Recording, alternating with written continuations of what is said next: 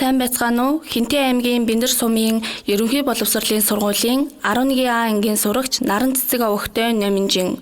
Манай бүс нутагт хөгжих боломжтой салбар. Манай бүс нутаг Монгол орны зүүн бүст хамаардаг. Монгол орны зүүн бүс нь байгалийн унган төрх, ой мод, гол мөрөн, намгархаг хөндөй, хөвч хангай, уудан бэлчээрээр баялаг нутаг юм. Энэ бүст нь Хинтээ, Сүхбаатар, Дорнод аймагуд хамаардаг бөгөөд эдгээр нутгийн хүн амын дийлэнх нь уламжлалт мал аж ахуй, хөдөө аж ахуйн салбарт ажилладаг. Газар нутгийн хувьд Монгол орны зах зээлд илүү ойр, тэр дундаа бүгд найрамдах Хятад ард улс, Оросын холбооны улстай хил залгаа байрлал нь эдийн засгийн хувьд чухал давуу тал болдог. Тиймээс зүүн бүс нутаг нь эдгээр салбаруудыг хөгжүүлэх таатай нөхцөл боломжтой гэж үзлээ. Нэгдүгээрт мал аж ахуй, хөдөө аж ахуйн шин шатанд хөгжүүлэх боломж юм. Зүүн бүсийн уудам нутаг зөөлөн уур амьсгал, өв сургамлын олон төрөл нь мал аж ахуй эрхлэхэд хамгийн тохиромжтой. Тус бүс нутаг нь нийт Монгол орны мал сүргийн 15.9%-ийг эзэлдэг. Бөгөөд мах сүү, арьс, шир зэрэг түүхийн эдээр ариун баялаг. Гэвч өнөө хүртэл энэ салбарт нэмүү өртөг шингээсэн үйлдвэрлэл хангалттай хөгжихгүй хэвээр л байна. Цаашид бүс нутгийн хэмжээнд мах боловсруулах үйлдвэр, сүүн бүтээгдэхүүний жижиг дунд үйлдвэр, цех, ноос ноолууран, арьс ширний анхан шатны боловсруулалт хийх зэргийг бий болгож дотоодын хэрэгцээг хангахаас гадна экспортлож бүсийн эдийн засгийн хөгжлийг нэмэгдүүлэх боломжтой. Үүний зэрэгцээ малын үйлдвэр ухсааг сайжруулах, малчдын мэдлэг, техник технологиг нэмэгдүүлэх нь чухал. Тэр дундаа малын тоонд бус чанарт анхаарч үржүүлэн маллах нь чухал ач холбогдолтой. Малчин хүн байгаль орчны эрс тэс уур амьсгал, өөрийн эрүүл мэнд, бие махбодоо үл хайхран, мөн асар их тэсвэр төвчээр хатуужлыг гарган өнөөг хүртэл хичээсээр ирсэн. Иймээс бид өвөг дээдсийнхээ ур ухаан, агуу хичээл зүтгэлийг мартаж орхитуулж боломгүй юм аа. Нөгөөтэйгүр Сүхбаатар, Хинтээ аймгийн зарим сумын газар тариалангийн үр өгөөж, ариун бөгөөд хүнсний ногоо, улаан буудай, тэжээлийн ургамал тариалах бололцоо бүрэн боломжтой байдаг. Энэ салбарт зөв төлөвлөлттэй услагааны систем, хадгалалт, тээвэрлэлтийг уялдуулан хөгжүүлснээр нутгийн иргэдийн орлого, хүнсний аюулгүй байдал сайжрах боломжтой. Хоёрдугаарт хөнгөн үйлдвэрлэл, экспортын чиг баримжаатай үйлдвэрлэл. Зүүн бүсийн байрлал нь бүгд найрамдах Хятад ард улс, Оросын холбооны улстай хил залгаа орчдгийн давуу талаа ашиглан экспортод чиглэсэн үйлдвэрлэл хөгжүүлэх таатай нөхцөл бүрдүүлдэг. Ялангуяа малын гаралтай түүхийн эдийг боловсруулах, байгалийн гаралтай гоо сайхны бүтээгдэхүүн үйлдвэрлэх, гар урлал, ноос ноолуурын идэл, уламжлалт Монгол ахуй соёлыг харуулсан идэл хийх зэрэг нь бага зардлаар өндөр үнцийн шингэсэн бүтээгдэхүүн бий болгох тул зах зээлд өрсөлдөх бүрэн чадвартай. Агуу их түүхийн эзэд хэний ч чадахгүй зүйлийг мэддэг чаддгаараа онцлог ард түмэн билээ. Түүнчлэн хилийн ойролцоо агуулах, боловсруулах үйлдвэрийн цогцлбор байгуулснаар бүс нутгийн эдийн засагт хэлэх, ажлын байр нэмэгдэж, ажилгүйдэл багасах таатай орчин нөхцөл бүрдэнэ. 3-дугаарт сэргээгдэх эрчим хүч болон дэд бүтцийн хөгжил. Зүүн бүс нь Монгол орны бусад бүс нутгаас харьцангуй өндөр хур тундастай, ой модоор баялаг учир усны болон био эрчим хүч үйлдвэрлэх боломжтой. Мөн нарны эрчим хүч ашиглах нөхцөлч боломжийн түвшинд байдаг.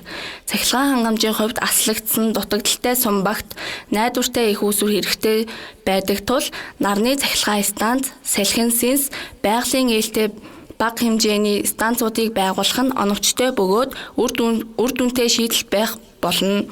Дэд бүтцийн хувьд зам тээврийн сүлжээг сайжруулах, хөдөө орон нутгийг аймгийн төв нийслэл болон хил дамнасан бомбтой шууд холбох замаар худалдаа, тээвэр, аялал жуулчлалын хувьд түлхэц дэмжлэг үзүүлэх болно.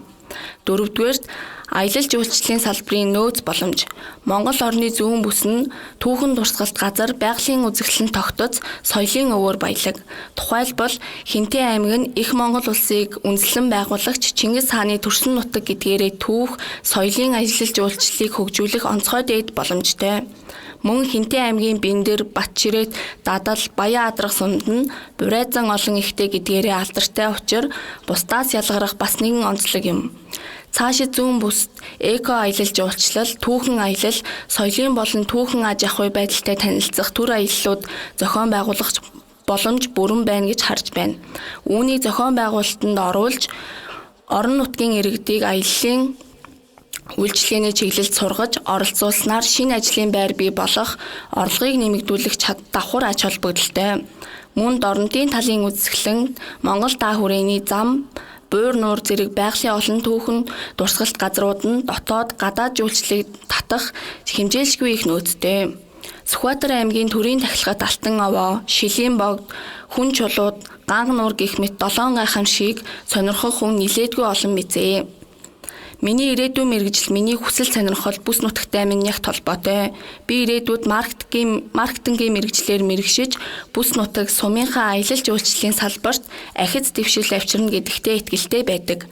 Намайг төгсөөд ирэхэд жуулчны баазын хөгжил, замын аюулгүй байдал, эрүүл хүнс, хязгаарлагдмал түүхэн газар нутагт шинээр бааз байгууламжийг байгуулж, аяллаа таатай орчин нөхцөлийг төр засаг шийдвэрлэж өгсөн байвал надад болон манай үеийнхэн ажиллаж хөгжүүлэхэд илүү хүндрэл багтай үр дүн сайтай байх болно.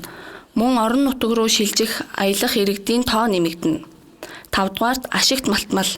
Дорнод Сүхбаатар аймагуудад ашигт малтмалын орд их тул уул уурхайн салбарыг хөгжүүлэх, хариуцлага өндөртэйгээр хөгжүүлэх, орон нутгийн хөгжилд хувь нэмэр оруулах боломжтой.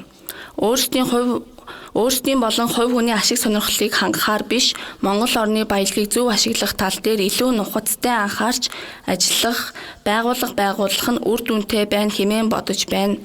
Монгол орны зүүн бүс нутагт байгалийн баялаг, түүх соёлын өв, газар зүйн уур амьсгалын давуу байршил, уламжлалт амьдралын хэв маяг зэрэг олон талаар хөгжих ариун баялагтай бүс нутаг юм. Мал аж ахуйн газар тариалан, аялал жуулчлал, сэргээгдэх эрчим хүч, хөнгөн үйлдвэрлэл зэрэг салбарыг харилцан уялдаа холбоотой хөгжүүлж чадвал зүүн бүсийн иргэдийн амжиргаа дээшилж, улсын эдийн засгийн тэнцвэртэй хөгжилд бодит хувь нэмэр оруулах боломж бүрэн бий хэмээн зүүн бүсийн хөгжилд хувь нэмэр оруулах иргэний хувьд бодон сэрүүллээ. Байгаль, баялаг, боломжоор дүүрэн бүс нутаг маань хөгжил дэвшлийн шин шат руу тэмүүлэн урагшлах цаг ирлээ. Иймд нутгийн иргэн бүрийн оролцоо, санаачлах, эв нэгдэл, ур чадвар, бүтээлч байдал чухал билээ. Бид хамтдаа орон нутгаа хөгжүүлж, ирээдүйн хождоо илүү гэрэл гэгээтэй, эрүүл, хөгжсөн амьдралыг өвлүүлж чадна. Нутгаа бүсээ дэмжиж, бүтээн байгуулалтанд нэгдэе. Эцэст нь хэлэхэд хөгжлийг зөвхөн төр засгийн хийх ажил гэж харах бус залуус бидний өөртөө санаачилгаа гаргаж хэн нэгнээс хөгжлийг хүлээх бус өөрөөсөө эхлэх нь хамгийн үр дүнтэй алхам билээ. Зүүн бүсийн ирээдүй бидний, таны, миний гарт анхаарал хандуулсанд баярлалаа.